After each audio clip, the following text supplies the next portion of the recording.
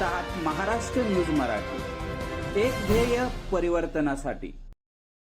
उराळ police station हद्दीत चाललंय तरी काय? चोर मस्त, पोलीस प्रशासन सुस्त, ग्रामस्थ त्रस्त।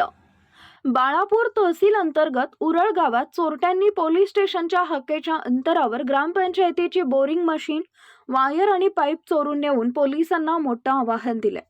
या घटनेमुळे नागरिकांमध्ये भीतीचं वातावरण निर्माण झालंय। उराळ पोलीस स्टेशन कार्यक्षेत्रात खुलेआम सुरू असलेल्या अवैध धंद्यांमुळे गावात असुरक्षिततेचं वातावरण पसरलंय।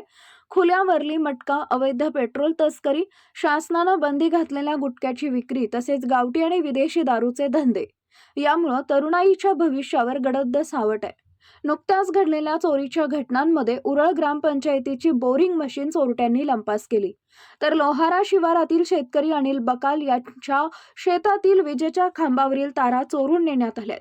या तारांची किंमत अंदाजे 50,000 रुपये असून याबाबतची तक्रार पोलीस ठाण्यात दाखल झाली आहे। गावातील वाढत्या चोऱ्या आणि अवैध धंद्यांमुळे पोलीस प्रशासनावर नागरिकांचा रोष वाढत आहे।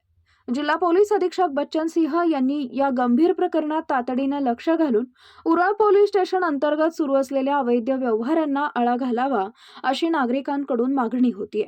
पोलीस प्रशासन या चोरट्यांना अटक करून गावात पुन्हा विश्वासाचं वातावरण निर्माण करू शकेल का, हे पाहणं महत्त्वाचं ठरणार आहे। या प्रकरणावर पुढील अपडेट्स तुम्ही महाराष्ट्र न्यूज मराठीवर पाहत राहा। मी सरपंचपती त्र्यंबक वानखळे बोलतो।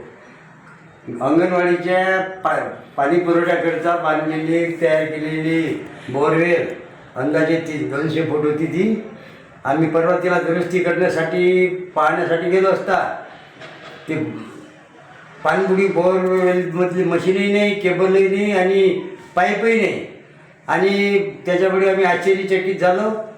कमीत कमी 25,000 रुपयाचं नुकसान आहे आणि ग्रामपंचायतची आर्थिक परिस्थिती अशी ढाबळलेली असल्यामुळे ते या कठीण परिस्थितीमध्ये फार प्रश्न निर्माण झालेला आहे। अंगणवाडीला पाणी नाही, अंगणवाडीच्या सेविकांना पाणी पाहिजे नेहमी, त्याच्यासाठी आता फार दुरावस्था झाली आणि पुढील त्याची व्यवस्था कधी करायची याचा आमच्यासमोर गंभीर प्रश्न आहे।